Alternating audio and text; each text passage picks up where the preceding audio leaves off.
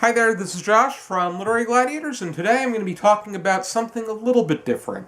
The topic I'm going to be talking about today is 5 books I have absolutely no interest in reading, which this idea in itself can be viewed in a negative way. It could be frowned upon because you really can't judge a book until you've read it, and I'm not giving these any reviews or ratings because these are just 5 books that I'm just not interested in. I don't want to pick them up and read them when I have so many books that are awaiting to be read. And I think that these particular 5 are just...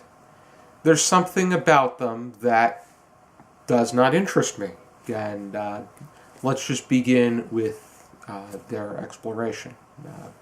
The first one is the Twilight series by Stephanie Meyer.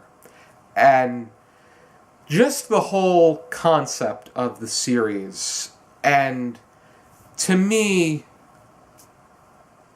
is a very misleading one in so many ways, is what turns me away from reading the books. Twilight series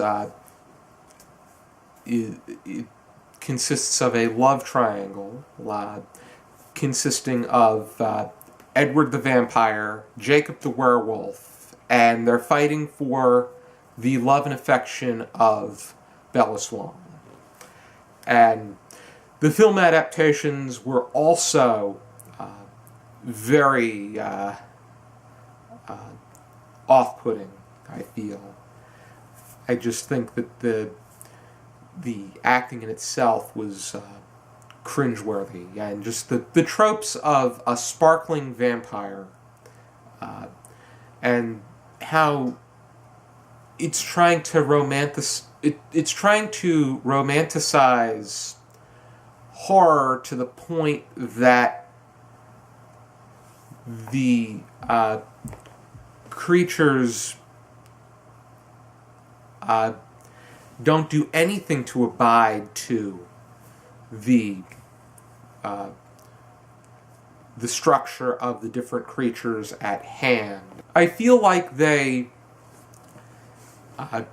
take a look at the unofficial rules and just scrap them all and make it into a love story, which that's exactly what it is. I think that I want to say Olive, who was a booktuber on a multi-person channel called the Blue Stocking Bells, she said that she was a fan of Twilight, but then she became a feminist. And I'm not entirely sure the specifics of Bella Swan's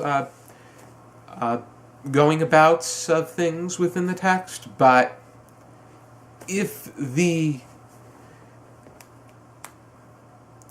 Bella Swan is dependent on either one of the love interests and cannot stand on her own 2 feet, then I feel that anyone that is looking to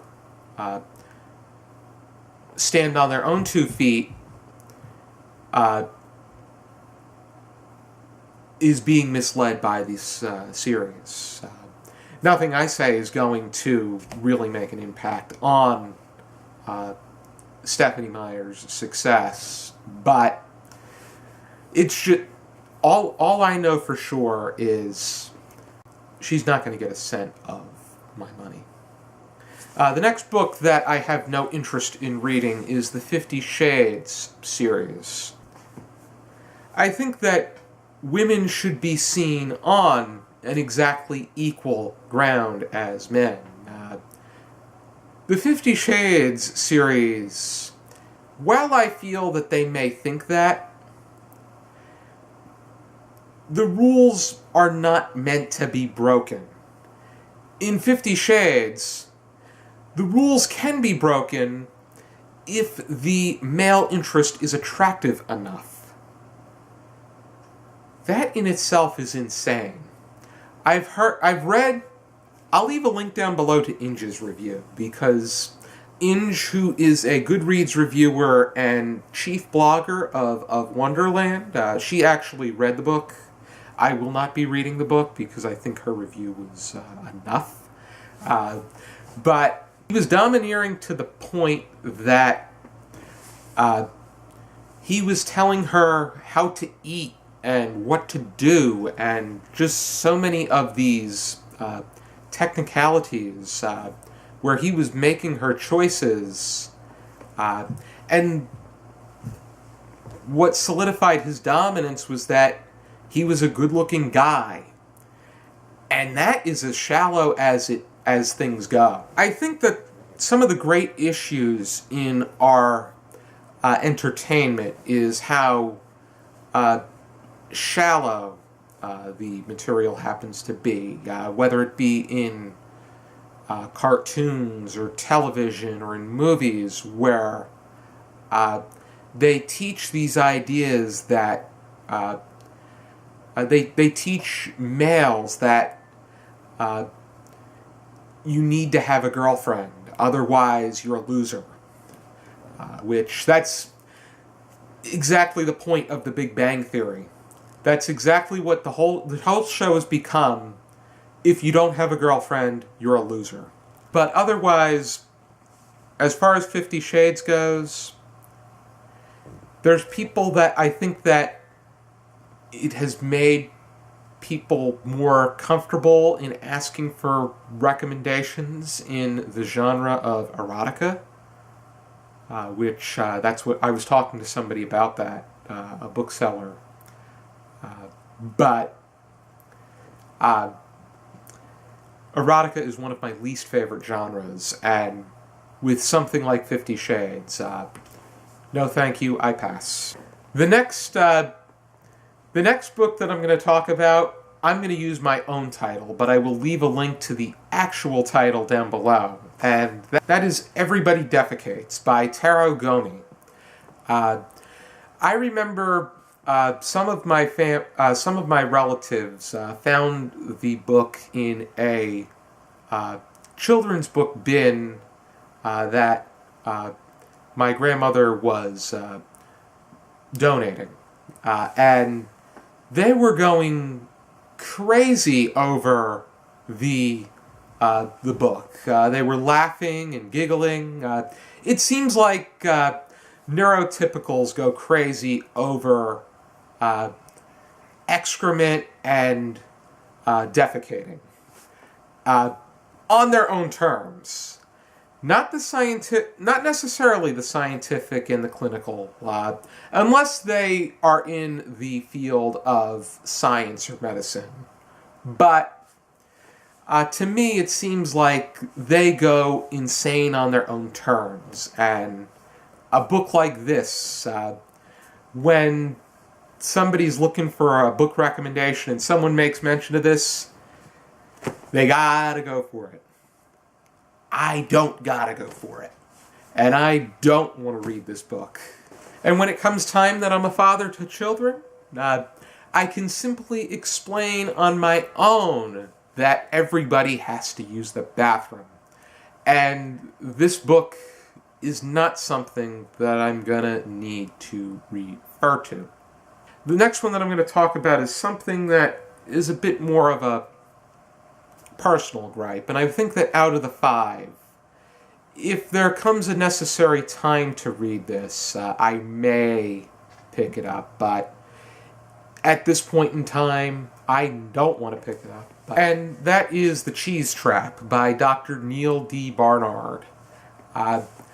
It was released on my 25th birthday, so in a way it seems like it's trying to speak to me, me being the enthusiast and connoisseur of cheese that I am. I own and collect books that are about the history of cheese, the different types of cheese, cooking with cheese, arranging platters of cheese.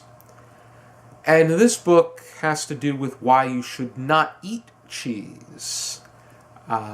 And anytime I try to read a summary of it, I cannot... it just makes me cringe and I gotta walk away. I just have this funny thing when it comes to cheese, and if it strikes the wrong chord, I really begin to feel uneasy. But they made a particular comparison, and it was just... It's just something that I cannot... I can't pick it up and read it. But Mary Lou Henner actually provides an introduction to the book at hand. And I suppose that there would be things that they would offer as alternates. But for vegans, they seem to rely on cashews, and if I'm gonna become a vegan, I'm not gonna look for substitutes. I'm just going to eat fruits and vegetables and plant-based food as it is, and figure things out from there. And the last thing that I have no interest in reading are Archie Comics. One of the jokes about Archie Comics is the fact that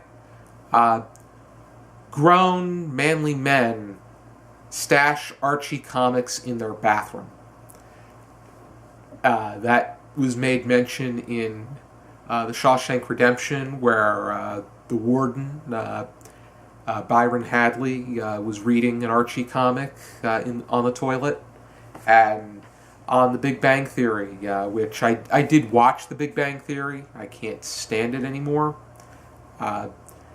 Penny's ex-boyfriend, he came back for New Year's Eve, and because the group of guys were teasing him in order to make up, they go to the comic book store, and he loads up on his Archie comics to prepare for his weekend trips to the bathroom. But why I'm not interested in reading the Archie comics is just to me it seems like a mix between, it seems like a mixture of romantic, fluffy pulp that just does not interest me. And as much as it may not be the most flattering opinion, I just don't like the animation. I think that it is ugly. That's just my thought. But I will say that their 1969, the Archie's 1969 hit Sugar Sugar is a lighthearted delight. It was a one-hit wonder for them. Some may say Jingle Jangle, or yeah, I think it's Jingle Jangle, was a lesser known but still a hit for them. And it's interesting how Ron Dante was able to do all of the voices. He manipulated himself. He manipulated his voice in the Cufflink song Tracy as well. But as for the content itself, I'm not interested. These are 5 books that I do not have on me because I don't wish to buy them. These are just my opinions, of course, and it's not. I'm not submitting any reviews because I do feel that in order to properly review and rate a book, you do have to read it.